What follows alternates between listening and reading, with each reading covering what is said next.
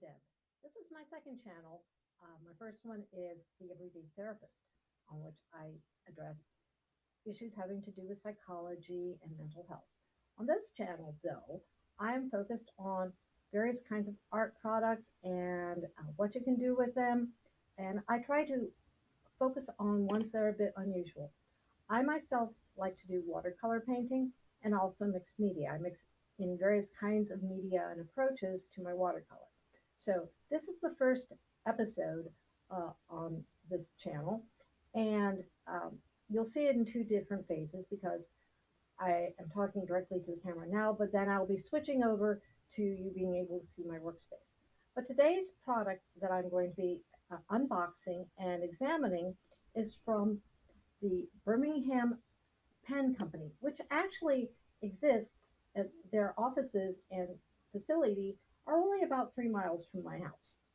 And they produce fountain pens and various colors of ink.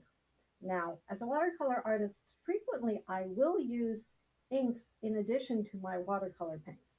And so when I'm testing the products that I purchased, I'll be using them in that way. So let me first read some of the information that's on the packing uh, strap here. It says, our first workshop was in Pittsburgh's South Side. Now, I live outside of Pittsburgh. Pittsburgh's South Side was once called Birmingham due to the area's prolific manufacturing industry in the early 1900s. This Birmingham moniker was derived from Birmingham, UK, a manufacturing hub that specialized among other things, pen and nib manufacturing, with thousands of craftspeople employed in the industry. We chose the name Birmingham Pen Company to share this little known piece of history and continue the traditions behind the name. Now, continuing. For best experience, open parcel opposite box certificate, Birmingham Pen Company. Now, continuing. Handmade in Pennsylvania. We manufacture our fountain pen inks by hand at the workshop in Pennsylvania. Each ink formula is compounded with highly purified water and delicately balanced series of ingredients that become the vehicle to deliver colorant to paper, which means it's good for watercolor artists for sure. Each ink formula is compounded with highly purified water. Okay, I read that, so we'll skip beyond that one. Ingredients are meticulously combined and refined over roughly 2 dozen steps with a minimum of 3 thorough mixing steps per color to ensure quality and consistency within every small batch. Continuing, thank you for the privilege to prepare this package for you today. A little bit more information. A tiny American pen and ink manufacturer. Total full-time employees, 2. Average cups of coffee consumed per day, 6. And so that's the information on the box. Now, I'm going to take my handy dandy Swiss Army knife here to cut open the box.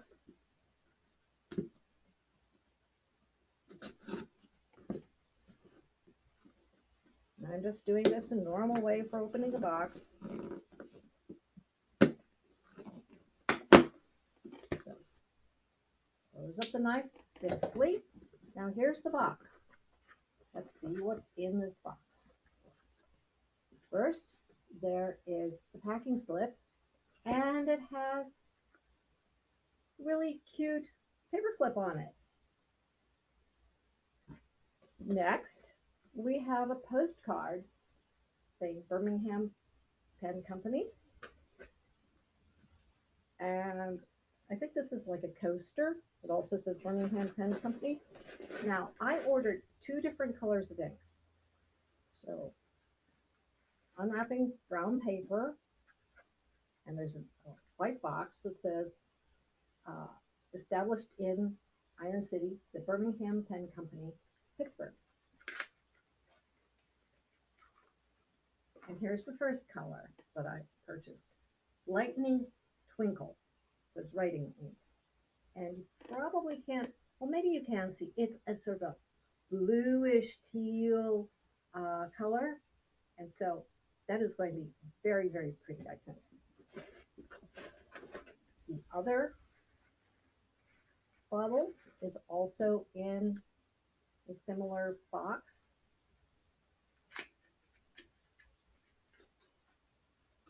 And this color is also a twinkle called Dragonfly. So we have lightning, which is a blue color, and then dragonfly is a more greenish color. So those are the colors that I have. And at the bottom of the box, there is another little card thanking me for my purchase. And so the next thing that you will see is me with a different camera set up over and having the camera pointed at my work surface. So that will be in just like that, a snap of the finger. Here you see my setup for testing out various products. The paper you see in front is Arches 140-pound 100% cotton paper in cold press. I very rarely use hot press. And what I'm going to do is go through some testing of these two different inks. First one I'm going to use is Dragonfly. And what I will do is do a bit of a wash and try making different kinds of marks, put on some salt and some other products, mix with some other colors of paint, just to see what this ink works like. So I'm going to first put down some water on my paper. And I am setting up a Patreon moving forward so that you can help. And then take a slightly smaller brush and dip it in. Just do a basic wash. And I can tell already that there's a lot of phthalo blue types of components to this color. So this is if I'm just doing a basic wash. Now what I will do is I have a sort of a nib kind of pen called the Incredible Nib. It can be used for making various kinds of lines, as you can see, like that. More similar to a pen, and as this is pen ink, I don't do calligraphy because I'm left-handed, and that means I tend to drag my hand through any kinds of ink. So it makes very nice lines. And I'm going to put a little bit of salt over here on my wash to see what happens. And down at the bottom, I'm going, as soon as I can find my spray bottle here, I'm going to spray a little bit of alcohol spray on the bottom, see what happens there. Because sometimes inks will respond more to alcohol spray than regular watercolor paints do. Now, let's go back in and see what happens when I sort of erase on these lines.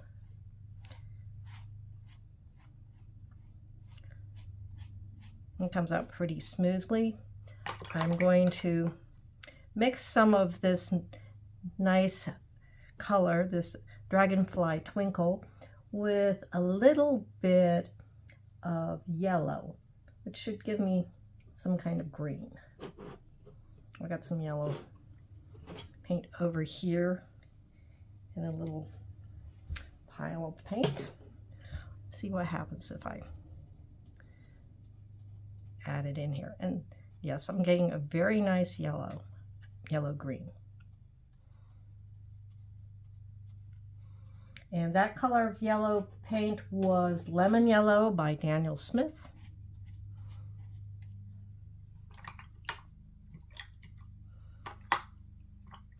So what I'm going to do is let this dry for a few minutes and then come back and see if we have any response from the salt, how easily it is to re-wet the color, and maybe perform a few more experiments with this particular color.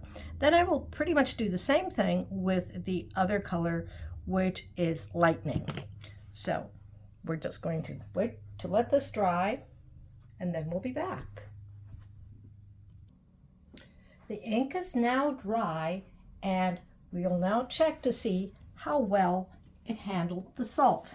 So I'm going to take this up, rub off the salt, and put it back. And you can see that the salt did leave a certain amount of pattern, which is very nice for somebody like me who likes to have a lot of texture effects in my painting. Now let's see how well it re-wets. Some paints don't re-wet very well and others do. So I'll go over here and just begin to rub a little bit. And as you see, it's re-wetting very, very well. So I could go back and maybe add in some other color. Let's see. Let's add some of this darker green in, which makes a nice color together, sort of an earthy kind of green. Or, let's see, if I take a little bit of a more red color and we add it in, and as it re-wets, as the ink re-wets, we end up with a nice purpley kind of color. So that's how the dragonfly color has worked. So I will put that aside and switch pages to a clean piece of paper here. And we will now try the lightning twinkle color. And again, I will do a similar sort of thing where I put down a wash for just some basic water. Just some water. Give that a little bit of a moment to just go into the paper a bit. Now, make sure my brush is all cleaned off. Dry it out a little bit. Go get some of this other color. And this time I'm putting it down, I think, heavier than I did with the other color. Because this is a nice color too. I think it is a little bit more blue, whereas the other one was a bit more green, but there's still a lot of phthalo type of coloring in it.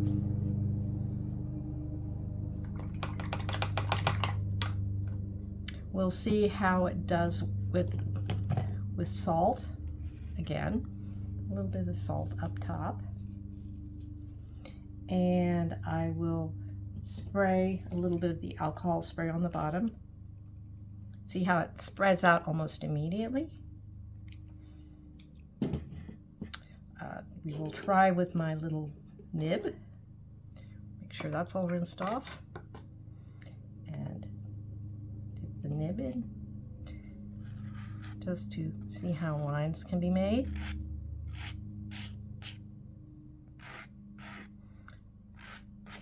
I can see how this would be a lot of fun with using with a pen. And as you can see, as the ink hits some of the more wet areas, it begins to spread out. So one could have a lot of fun with mark making with this kind of product.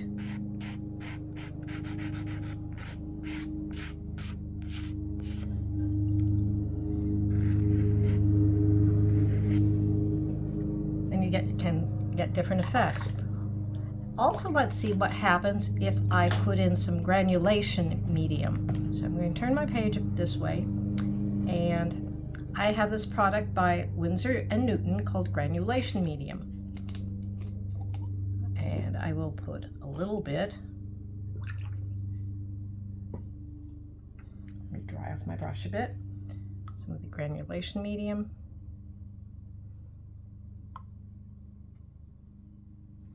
Just see what happens.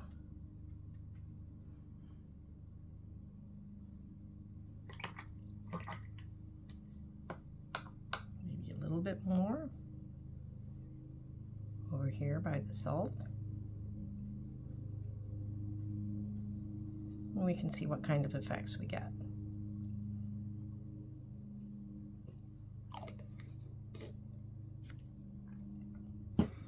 We can also see if we get any sorts of back runs by just dropping water in.